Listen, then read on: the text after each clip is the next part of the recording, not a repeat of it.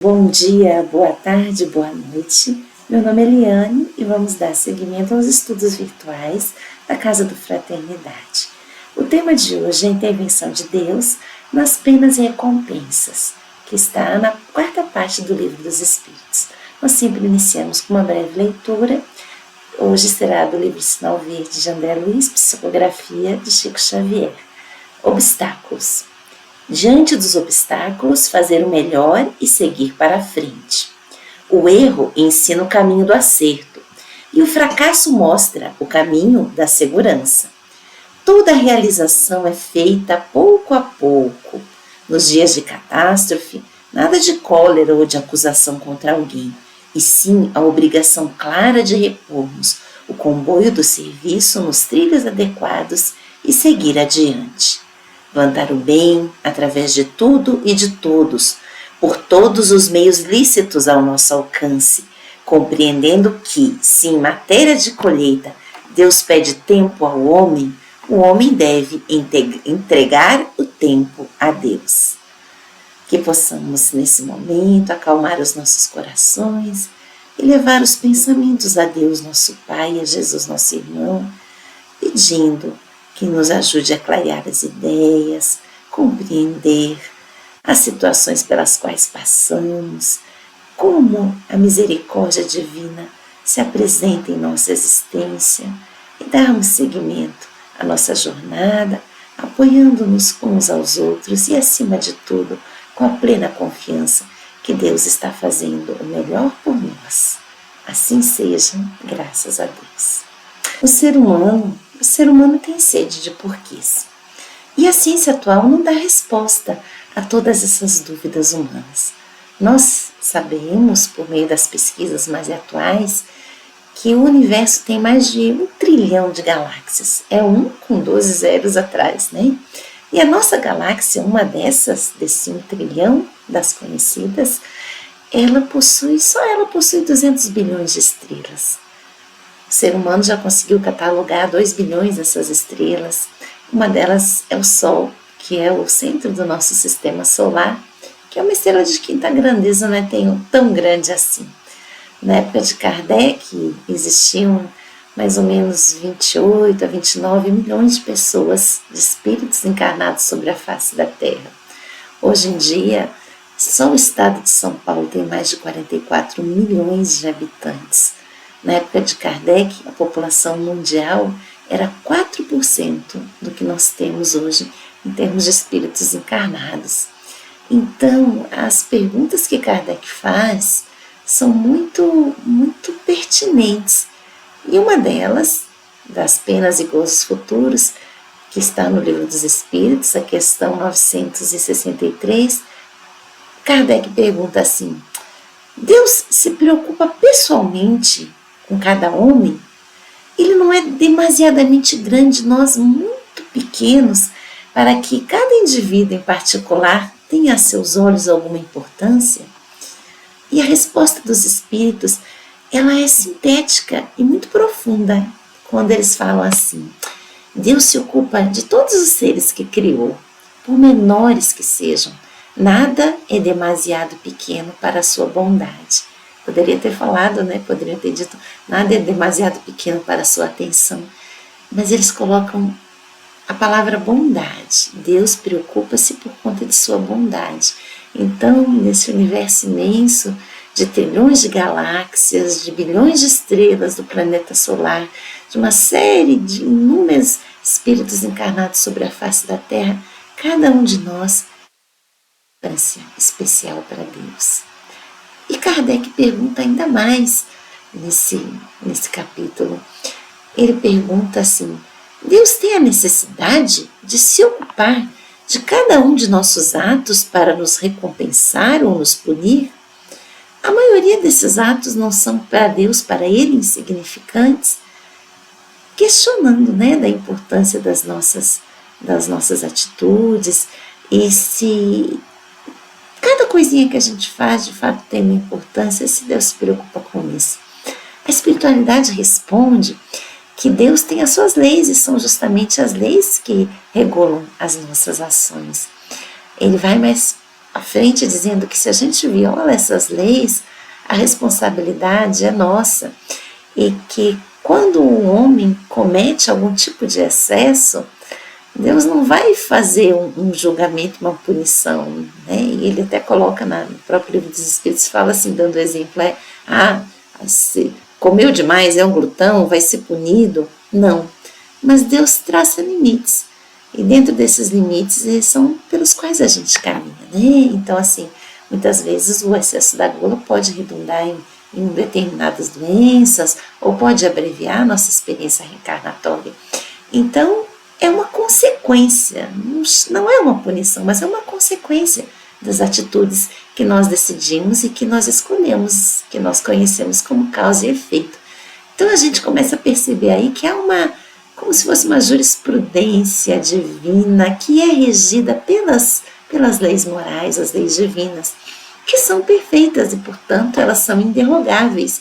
Elas não vão ser anuladas, não vão ser extintas, são eternas, são imutáveis, que é as que a gente já conhece, né? As leis, lei de adoração, lei de trabalho, de conservação, lei de reprodução, lei de sociedade, a lei de progresso, de igualdade, de liberdade, a lei de justiça, amor e caridade, são as 10 leis morais. E tão importante quanto a gente não violar essas leis para que a gente possa se aproximar de Deus, nosso Pai, e assim ser feliz, porque quando a gente se afasta dessas leis, não tem como a gente ser feliz, a gente não está quites, tranquilos com a nossa consciência. Mas tão importante quanto não violarmos é a gente se fazer um instrumento afinado a serviço do bem nesse nosso processo, nessa nossa caminhada ao longo das trajetórias reencarnatórias. A Kardec faz, depois, né, de cada pergunta, ele faz determinados comentários para ajudar a elucidar melhor essa compreensão. E ele vai falando assim que nós, quando violamos essas leis, nós sofremos as determinadas consequências, né?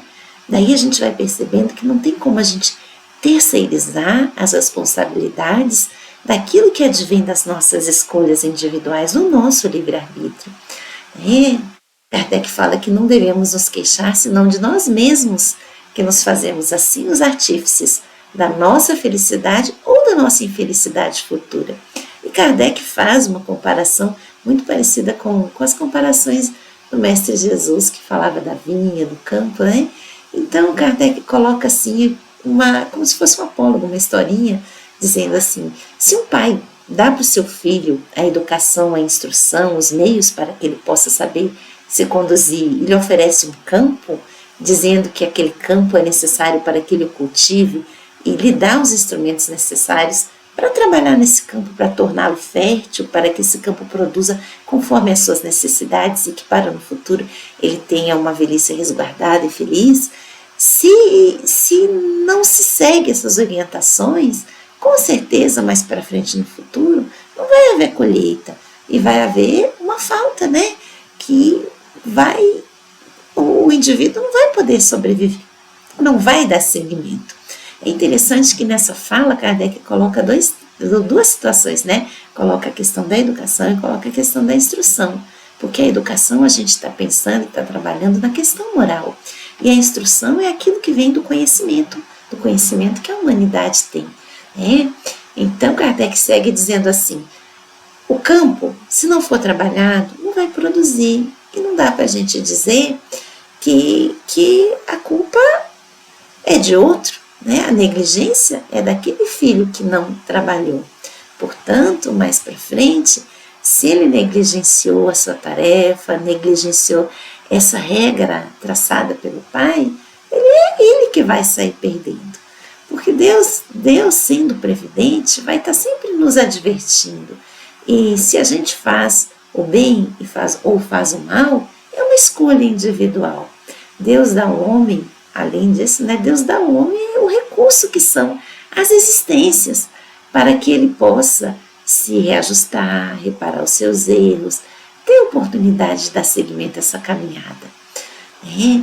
Portanto, quando a gente vê essa explicação de Kardec à luz das respostas dessas duas questões, a gente percebe cada vez mais a lei do retorno, a lei de ação e reação, de causa e efeito, que nada mais é do que as consequências das escolhas que a gente faz. Porque para Deus não existem privilégios, não existem os privilegiados, não existem os queridinhos. Deus trabalha com justiça, com amor, com equidade e com respeito às singularidades de cada um de seus filhos nessa jornada, nessa caminhada. E o zelo de Deus, essa providência se faz com Ele nos cercando dos cuidados e reestruturando redes de apoio que a gente precisa perceber, que a gente precisa buscar, para que a gente vá seguindo a nossa trajetória, aprendendo por meio das escolhas, por meio das nossas decisões individuais e das consequências dessas decisões. Então, na justiça divina, nada é em vão. E a justiça divina, segundo o Espiritismo, porque não a gente falar, né, no livro Céu e Inferno, que trata justamente desse entendimento da justiça divina, a gente vai percebendo por meio do livro e das reflexões, quando são na segunda parte, quando Kardec vai, por meio das invocações, vai dando a entender e vai percebendo, né, do outro lado, já do lado da erraticidade da vida espiritual, qual é a percepção que se tem daqueles espíritos que são espíritos mais adiantados, os espíritos felizes, os espíritos medianos, os sofredores, os suicidas, os espíritos endurecidos, os criminosos, ou aqueles que estão de fato, né, em processos de expiação, passaram vida em processo de expiação, e do outro lado, já na erraticidade, eles trazem essa fala para a nossa compreensão maior do que vem no futuro. E tem dois casos muito interessantes em Céu e Inferno. Um é de um espírito feliz, era um jovem, Victor Lefebvre, que foi um estivador de um dos portos da França, que faleceu muito cedo, faleceu com 20 anos de uma doença, e ele era jovem, trabalhador, e tinha sua mãezinha. Ele cuidava da mãe e já sabia que estava muito doente, que não ia viver por muito tempo. E na véspera do seu desencarne, ele pede à sua mãezinha que vai descansar, e ele descansa. E a mãe, durante o sono, tem uma visão, ela percebe como se fosse um ponto luminoso muito grande no quarto do filho, e esse ponto luminoso se expande, ele vê a imagem do filho, e aí essa luz se afasta. Então ela acorda, e quando vai ver, o seu filho tinha desencarnado. Então ela já tem essa percepção. E Kardec, nos seus estudos, faz a invocação desse espírito, desse jovem, para colher as percepções dele já do outro lado.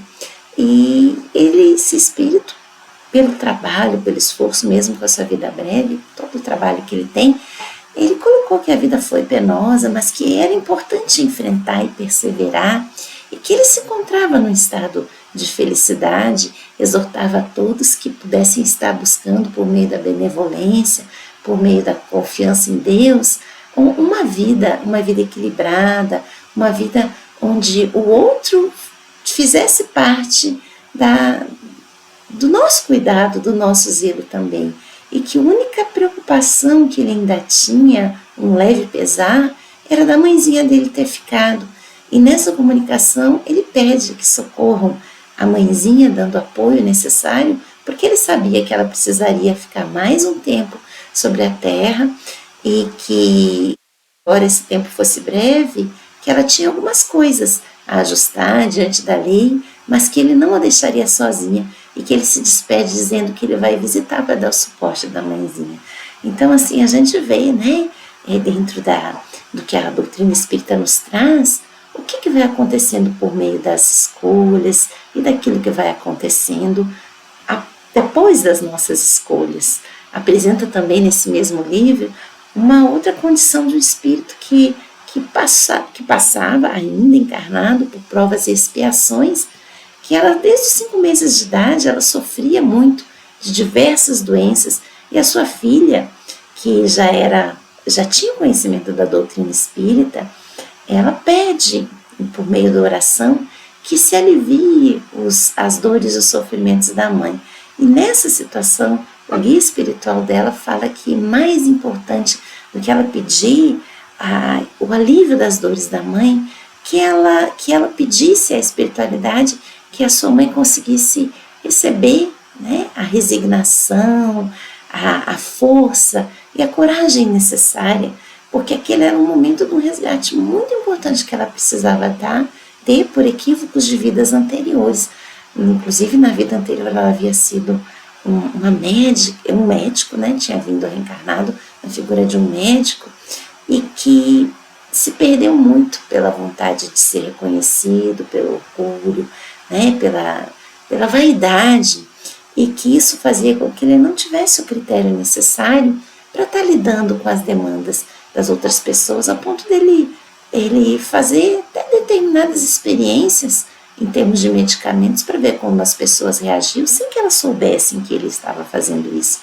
Então, toda aquela dor, aquele sofrimento, era uma necessidade muito grande para aquele espírito e que ela precisava dar o suporte para a mãezinha, sim, claro, com certeza, mas não no sentido de pedir à espiritualidade que aquela dor fosse abreviada, mas que ela pudesse suportar aquela dor e que ela como filha pudesse ampará-la.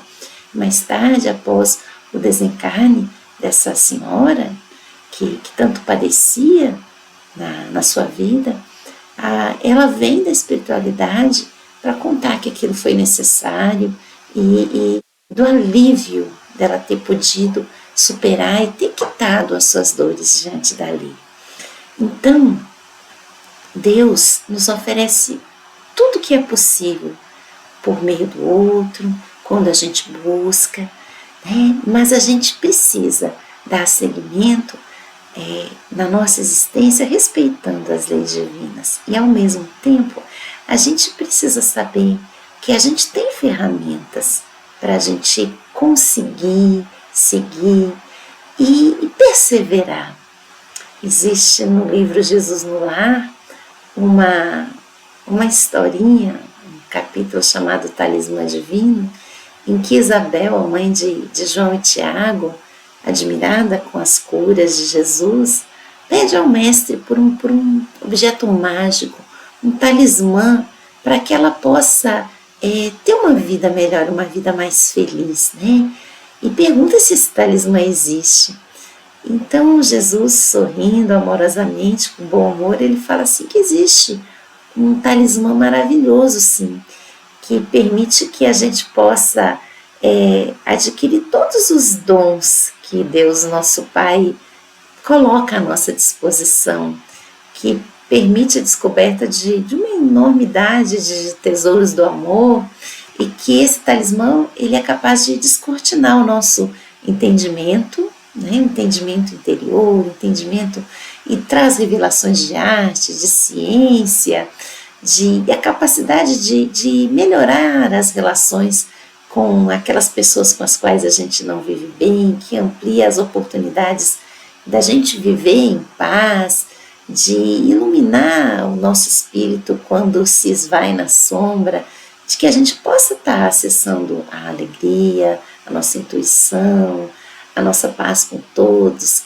um talismã que pudesse enriquecer a nossa vida de valores espirituais.